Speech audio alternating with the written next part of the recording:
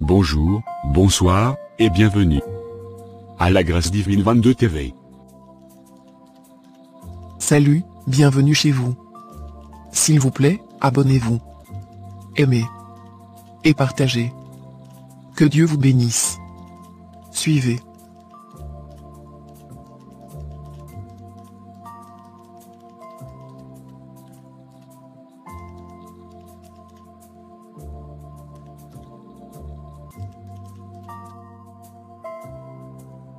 Suivez et ne zappez pas.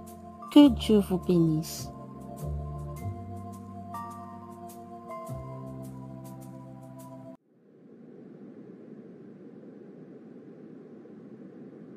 Bonjour frère Rico, comment vas-tu? Dieu fait grâce pasteur. Dis-moi, tu m'as ramené le dîme? Car on ne vient pas la main vide à l'église. Pasteur, pour l'instant, je ne travaille pas. Ce n'est pas grave, je veux te donner du travail. Gloire à Dieu.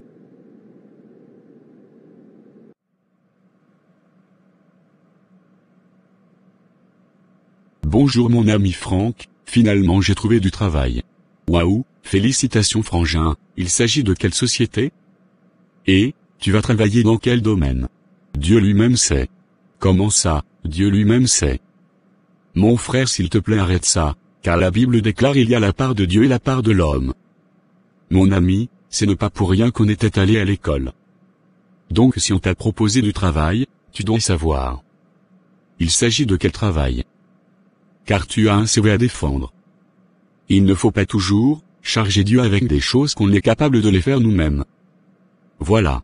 T'inquiète frère, le travail en question vient de notre pasteur. Frère, tu t'attends parler? Écoute-moi mon pote, servir Dieu n'est pas synonyme d'être bête. Le pasteur n'est pas Dieu, c'est un être humain comme toi. Lui il fait son travail de prêcher la parole de Dieu. Il a aussi son gagne-pain. Exemple, la dîme, offrande et autres. Et toi aussi tu as le droit d'y vivre, tu dois te prendre en charge. Alors, si le pasteur te propose un travail, il doit te faire signer un contrat. En passant, votre pasteur a une société? Non, je ne suis pas sûr. Rico, mon ami, tu chantes déjà à l'église, donc, tu es un serviteur de Dieu. Inutile de passer tout ton temps à l'église, tu n'es pas un moine, ou un prêtre dans un séminaire. La Bible déclare chaque chose à son temps. Frère, Dieu ne va pas descendre pour te donner de l'argent, une voiture, une maison et autres. Donc, tu dois aller travailler comme tout le monde. Car, Dieu lui-même c'est un bosseur. Dieu avait travaillé 6 jours. Et il s'était reposé qu'un seul jour, le dimanche. C'est pourquoi aujourd'hui, nous bénéficions de cet monde merveilleux. Donc, sois vigilant. Sinon, tu vas faire un travail sans salaire, et ton avenir sera sombre. Car, la Bible déclare, que celui qui ne travaille pas ne mange pas non plus. Et encore l'ouvrier mérite son salaire. Merci mon ami, de m'avoir réveillé. Que Dieu te bénisse. Au revoir.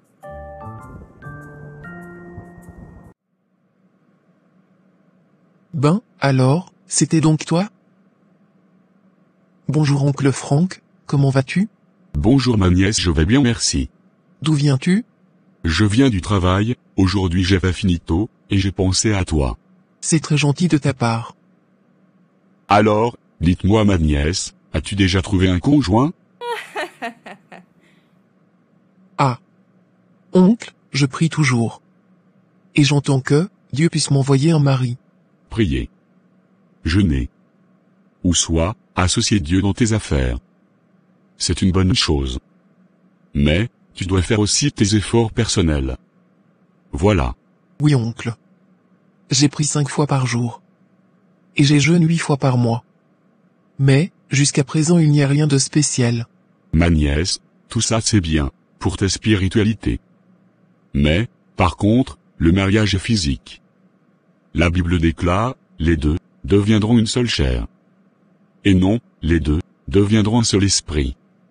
Avec le mariage nous deviendrons une seule chair. Et, nos esprits alliés, avec le Christ. Et chacun meurt, à son temps. Donc, tout cela pour te faire comprendre que, le mariage est tout à fait physique. Car au ciel il n'y a point de mariage. Alors si tu cherches un conjoint ou une conjointe, tu dois aussi travailler ton physique. Tel que, être ouverte aux propositions mais en restant prudente. Être bien habillée, mais en restant décente. Être propre, et autres. Tu peux avoir raison, oncle. Moi je suis toujours en mode, travail, église, maison. Et je ne suis pas ouverte aux gens. Esther était juive, donc, elle connaissait Dieu. Mais le jour où, le roi cherchait une nouvelle reine, pour remplacer la reine Vasthi, Mardochée, son oncle, l'avait proposé de participer au concours du roi. Oui. Oncle, tu as totalement raison. Elle s'appelait avant Hadassah. Et pour entrer au concours du roi, elle était devenue Esther. J'aime son histoire, elle était vraiment courageuse. Elle qui était nièce d'une sentinelle. Mais, elle avait gagné la bataille. Matthieu chapitre 7, verset 8. Celui qui cherche trouve, et l'on ouvre à celui qui frappe. Une bonne leçon sans doute. Encore, la reine Esther, pour sauver son peuple. Elle avait fait un jeûne de 3 jours pour avoir la grâce divine. Ça c'était son côté spirituel. Mais, pour se présenter devant le roi, elle avait travaillé aussi son aspect physique. Donc, elle était belle, séduisante. Et la Bible nous parle de sa démarche au palais royal et devant son mari, le roi. La reine marchait tellement bien, et avec assurance, et elle avait aussi une haute élégance, au point où le roi était tombé sous son charme. Bref, Esther avait travaillé son côté spirituel, ainsi que son aspect physique. Voilà. Oncle, merci, tu as vraiment réveillé mon esprit. Celui qui ne risque rien n'a rien. Autre, Rebecca, pour trouver l'amour de sa vie. Elle était allée vers l'appui. À cause de son bon cœur. Et de sa gentillesse. Elle avait trouvé son bonheur. Bref, on peut trouver le mariage partout. Et non seulement à l'église. Et Dieu ne va pas descendre pour te donner un mari. Mais, il va plutôt te faire grâce de trouver un bon mari. Waouh. Aujourd'hui j'ai eu la réponse à mes questions. Dieu parle cependant, tantôt d'une manière, tantôt d'une autre. Voilà. T'inquiète même ici. J'allais dire, ici dans ton boulot, tu peux tomber sur un bon. Mais dans toute chose, il faut laisser le temps au temps. Et être aussi patiente. Un conseil. Lorsque tu trouveras un proposant, je t'en prie de prendre ton temps. Pour mieux le connaître. Sois patiente, environ 6 mois, pour arriver à un très bon résultat. Voilà. Merci mon oncle. En tout cas, je suis fier de t'avoir comme oncle. Bonjour Cathy, comment vas-tu? Ça ne va pas. Quoi encore? Ma fille Olga est sérieusement malade à l'hôpital. Et notre pasteur est en voyage et il ne décroche pas son téléphone. Je suis vraiment troublée, et je ne sais plus quoi faire. Ma sœur, tu ne sais pas que nous sommes des petits dieux. Nous avons Christ en nous, celui la parole puissante de Dieu. Et la Bible déclare, vous imposerez la main aux malades et les malades seront guéris. Tu as peur de quoi? Vas-y. Car tu es un Dieu, ne crains rien. Va, comme une soldate de l'Éternel. Comme une guerrière qui part à la guerre, avec l'espoir de remporter la victoire. Va dire un mot à ta fille. Avec la foi, elle sera guérie. Oui, tu as raison, ma chère. Tes paroles me donnent la force. Dieu a dit, Fils de l'homme prophétise sur ses eaux. Le prophète a écouté la parole de Dieu. Et il a prophétisé sur les eaux. Et les eaux étaient devenues une grande armée. La puissance de la parole. Donc, va dire un mot pour la guérison de ta fille. Merci ma sœur, tu m'as réveillée. Notre pasteur est en voyage. Mais mon Dieu n'est pas en voyage. Il est présent avec moi. Je m'en vais prier pour ma fille. Christ est avec moi. Amen. Prions ma fille, Éternel le Dieu Tout-Puissant, notre Créateur, toi qui as créé le ciel et la terre. Sois louange à jamais. La Bible déclare nous imposerons le main aux malades et le malade seront guéris. Maintenant, j'ordonne à toutes sortes de maladies de quitter le corps de ma fille immédiatement.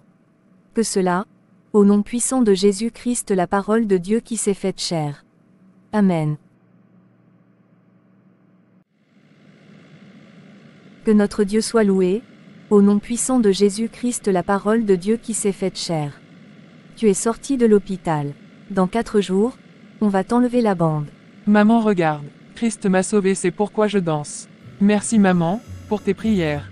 Alléluia. Que Dieu soit loué. Amen. Laissez-moi danser, danser, danser, danser.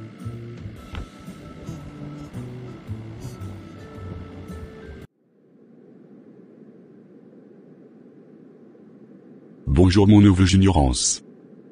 Comment vas-tu? Je vais bien, merci. Comment va tes études? J'ai arrêté l'école pour servir Dieu. Quoi? Donc si je comprends bien, tu as abandonné tes études pour servir Dieu. Oui, c'est ça. Dieu m'a appelé en temps plein. Plus tard, je serai pasteur et j'aurai mon propre église. Avec mes propres brebis. Mes fidèles vont me payer la dîme, l'offrande, et tout ce qui s'ensuit. Donc, c'est inutile d'aller à l'école. C'est une perte de temps. Comment, sais-tu que Dieu t'appelait en temps plein? C'est notre prophète qui me l'a dit. D'ailleurs, je sais parler en langue. Chikabala. Yondololo, Yabasakata, Kokokoko, Ikelband. Yabazakata. L'IEM a dit, il va frapper le monde à cause de nos péchés. Arrête tes conneries s'il te plaît. Donc c'est ça que tu appelles servir Dieu en temps plein. Écoute mon neveu. La Bible déclare que, le beau-père de Jésus, Joseph, était charpentier, et Jésus aidait son beau-père. Donc Jésus avait appris le métier. Alors, je veux te poser une question, si Jésus lui-même était formé par Joseph, empêcherait-il à ses serviteurs d'aller à l'école? Oncle, je suis né pour servir le Seigneur comme Samuel. Samuel, sa mère, avait fait un vœu au Seigneur parce qu'elle était stérile. Mais, cela n'était pas le cas de ta maman. Pour ton information, Dieu nous a tous créés pour l'adorer. La Bible déclare que tous ceux qui respirent glorifient l'Éternel. Mon neveu, je te conseille de retourner à l'école, car c'est ça la volonté de Dieu. Oncle, je pense que tu peux avoir raison. Sérieux. La volonté de Dieu est que son peuple soit enseigné. La Bible dit, allez faites de toutes les nations les disciples et baptisons au nom du Père et du Fils. Enseignez-les. Tu connais la suite. Donc, tout cela pour te faire comprendre que Dieu nous interdit pas d'être enseignés. Oncle, tu sais quoi? Tu as tout à fait raison. Jésus lui-même était entouré avec des intellos. Luc était docteur. Matthieu collecteur d'impôts. Bref, tous savaient lire et écrire. La preuve, ils ont écrit les 4 évangiles. Tu as tout compris, neveu. Mon peuple périt faute de connaissances. Servir Dieu, n'est pas synonyme d'être bourrique. Voilà. Tu viens de réveiller mon esprit. Merci, mon oncle. Je veux retourner aux études, désormais. Sinon plus tard, je serai malheureux. Une bonne décision, neveu. Car la Bible déclare que celui qui ne travaille pas ne mange pas non plus. Et, pour avoir un bon travail, il faut étudier et avoir un diplôme. Voilà. Oui, oncle. Car un jour je vais me marier et fonder une famille. Alors, je ne veux pas être un mendiant ou un fainéant qui se cache derrière la Bible. Pour manipuler le peuple de Dieu. En le faisant croire qu'il y a des démons partout pour escroquer leur argent. Donc je dois faire la part de choses. La Bible dit, je veux vous bénir au centuple, sur la terre. En haut la vie éternelle. Donc, ta bénédiction doit commencer d'abord, sur la terre et ensuite, au ciel. On a 2 grandes tâches à remplir tout le jour sur terre. Je cite. La tâche spirituelle. Et, la tâche terrestre. Physiquement tu dois travailler, pour payer tes frais, c'est-à-dire payer l'impôt, la maison, la voiture, et autres. Encore, se laver, manger, ménage et autres. Alors, spirituellement, c'est la prière, aider les orphelins, gagner les âmes, sanctification, et autres. Bref, on doit nourrir l'esprit et le corps. Car nous sommes un esprit dans un corps. Merci oncle Franck, tu m'as sauvé la vie.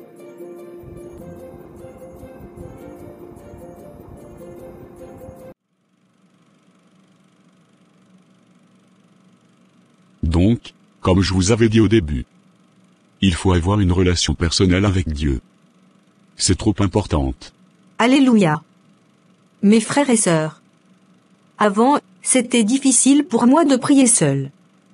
Même pour méditer un verset biblique seul, était un grand problème pour moi. Donc j'avais compris que, je n'avais pas une relation personnelle, avec Dieu. Mais plutôt avec les hommes. Attention. J'ai interdit, à personne d'aller dans son église. Mais, ma sœur n'est pas la seule. Beaucoup des enfants de Dieu n'ont pas une relation personnelle avec Dieu. Vous savez, les gens aiment se confier aux hommes plutôt qu'à Dieu. Or le but, de Christ sur la terre, était pour nous faire, ses amis. Et non, pour nous tuer. Avant, j'avais peur de Dieu. Je croyais qu'il était méchant à cause de leurs évangiles de peur. Exemple, Dieu va vous tuer. Les démons par ici. Des sorciers par là. Non. Dieu est riche en bonté, lent à la colère. Il est le Dieu miséricordieux. Et, chaque matin il renouvelle sa bonté. Donc il ne garde pas rancune, surtout, si tu es sincère dans ton pardon. Celui qui relève les justes. Il est gentil, il fait sortir sa lumière du matin, pour le juste et les méchants. Bref. Il nous aime, tant. J'ai la joie immense d'avoir tissé une relation personnelle avec mon Dieu. Mes amis, il faut bien connaître la parole de Dieu. Tu peux demander l'aide du Saint-Esprit.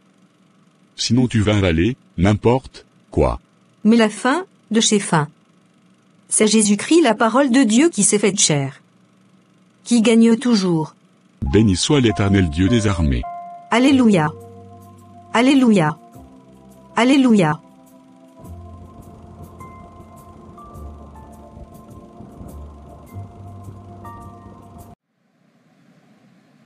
Bonjour, bonsoir, je suis Maman Ejika Bébé. TV. La Grâce Divine 22. TV. Est aussi l'une de mes chaînes. Si vous voulez la suite, c'est simple, abonnez-vous. Aimez, partagez la vidéo. Merci. Que Dieu vous bénisse. Amen. Les enfants de ma mère, n'oubliez pas, cette parole de Maman Ejika Bébé, écoutez bien. Tes choix d'aujourd'hui, cela va déterminer ton futur. Que cela te tienne.